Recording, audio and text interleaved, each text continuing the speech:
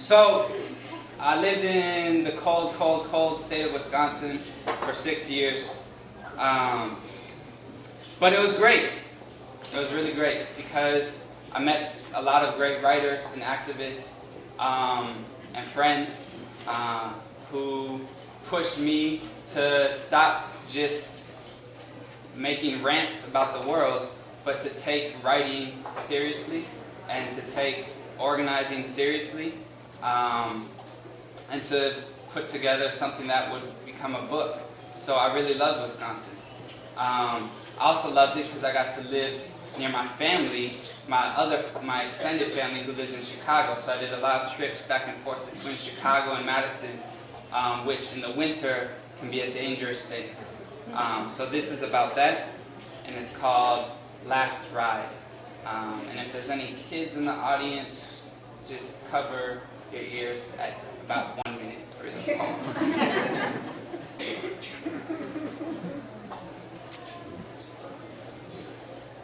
The last time I almost died, I was driving back from my grandpa's funeral.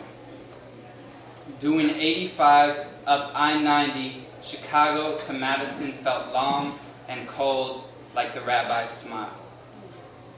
I just passed Beloit when out of the blizzard beside me roared this 18-wheel Optimus Prime. He switched lanes right in front of me, and my brakes didn't react well to the introduction. My Chevy Malibu skidded across 3 lanes, did a full 360 on the shoulder, and headed straight towards a hill of the brightest snow I'd ever seen. Sweat on my hands, piss on my thighs. Taking what I assumed would be my last breath, I yelled out to the windshield of the universe, "Fuck! Fuck! Fuck, fuck, fuck, fuck, fuck, fuck, fuck." And while this was all happening, my mind jumped outside the car, looked back in at my body, and yelled, "You're about to die. About to crash the after party way too early. Never to kiss Berkeley lips or write fake entries on Wikipedia ever again. All you can say is fuck, fuck, fuck, fuck, fuck." For real? Now the last time I saw Grandpa, I was stopping through on my way back from my first West Coast winter break. I introduced him to Esther. He asked about our first date, reminded Grandma of their own.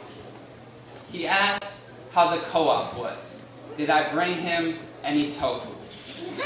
He listened to that's real. He listened to college stories and bad jokes. Laughed like only Hal Goldman could, his left shoulder bouncing to his chin, joyous silence coming from his lips, a perfect 6-hour visit with Grandpa.